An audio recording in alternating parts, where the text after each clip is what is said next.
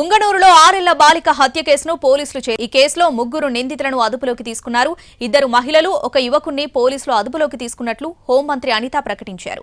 ఇవాళ ఉదయం పుంగనూరు వెళ్లి మృతురాలి తల్లిదండ్రులను పరామర్శించారు హోంమంత్రి అనిత, మంత్రి రాంప్రసాద్ రెడ్డి. ముందర ఉన్నారు, పాప ఇంటికి వచ్చాం, వాళ్ళ పేరెంట్స్ ని కన్సోల్ చేశాం సార్. ఒక్కసారి వాళ్ళ ఫాదర్ తో మాట్లాడండి సార్, ప్లీజ్ సార్. నమస్తే సార్. గత నెల 29వ తేదీన 6 ఏళ్ల పాప అదృశ్యమయ్యాక 12 పోలీస్ బృందాలు గాలించాయి. కానీ 4 రోజుల తర్వాత సమ్మర్ స్టోరేజ్ లో శవమై కనిపించింది. దీంతో రాజకీయంగా కలకలం రేగింది. అయితే వైసీపీ నేతలు కావాలనే రాజకీయం చేశారని ఆరోపించారు హోంమంత్రి అనిత. వైసీపీ హయాంలో వందల మంది మహిళలపై అత్యాచారం జరిగినా నాటి సీఎం జగన్ ఒక్కరోజు కూడా పరామర్శకు వెళ్లలేదన్నారు.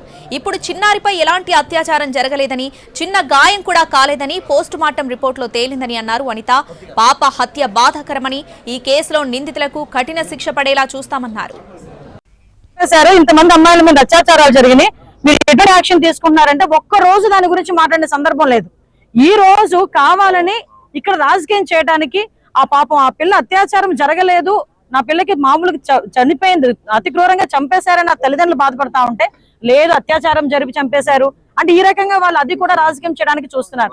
కేవలం రాజకీయాలకి, చావుల్ని కూడా రాజకీయాలకు ఉపయోగించుకునే పరిస్థితి వైఎస్ఆర్సీపీలో ఉంది తప్పించి అంతకు మించి ఏమీ లేదు. అందుకే నేను అప్పీల్ పెడుతున్నా, ప్రజలకు అప్పీల్ పెడుతున్నా, మైనార్టీ సోదరులకు అప్పీల్ పెడుతున్నా.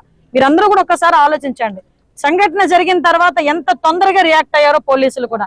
12 బృందాలు ఏర్పాటు చేయడమే కాదు, క్లూస్ టీమ్స్ దగ్గర నుంచి, డాగ్ స్క్వాడ్ దగ్గర నుంచి, టవర్ డంప్ దగ్గర నుంచి ప్రతి ఒక్క ఆస్పెక్ట్, ఏ ఒక్క చిన్న అవకాశాన్ని కూడా వదలకుండా వితిన్ డేస్ లోనే ఈ రోజు నిందితులను పట్టుకొని ఈ రోజు అరెస్ట్ చేసే పరిస్థితి కనిపించిందంటే అదే చంద్రబాబు నాయుడు గారు.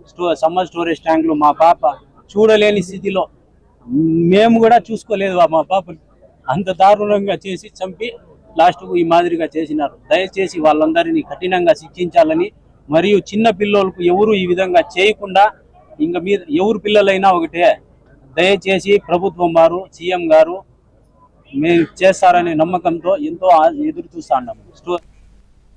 మృతురాలి తండ్రి అజ్మతుల్లాతో సీఎం చంద్రబాబు ఫోన్లో మాట్లాడారు. పాప ఎలా అదృశ్యమైందో, ఆమె హత్యకు దారితీసిన కారణాలేంటి అనే దానిపై ఆరా తీశారు. చిన్నారి హత్య బాధాకరమంటూ ఆవేదన వ్యక్తం చేశారు సీఎం చంద్రబాబు.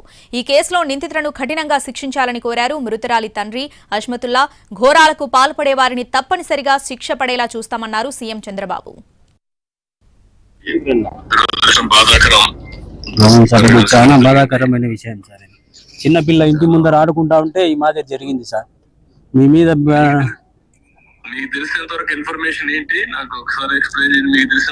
సార్, ఇంటి ముందర ఆడుకుంటా ఉంటే 7:30 గంటలకు సాయంత్రం పూట ఆదివారం రోజు కనిపించకుండా అయిపోయింది సార్ మా పాప. తర్వాత పోలీసు టీములు వచ్చినారు, సిఐ శ్రీనివాస్ సార్ వచ్చి, ఎస్పీ సారు అంతా స్పందించి రిపోర్ట్ తీసుకున్నారు. డే అండ్ నైట్ 3 days ఇక్కడే ఉండి పాప కోసము అంతా ప్రయత్నం చేసినారు సార్. కాకపోతే పాప 3వ రోజు 2వ తేదీ నాడు సమ్మర్ ట్యాంక్ స్టోరేజ్ లో శవమై దొరికింది సార్ మాకు. తర్వాత పోలీస్ శాఖ వారు పోస్ట్ మార్టంకి పోయి ఎస్పీ సారు ఆ రోజు నాకు హామీ ఇచ్చినారు సార్, నిందితుల్ని ఖచ్చితంగా పట్టుకుంటామని.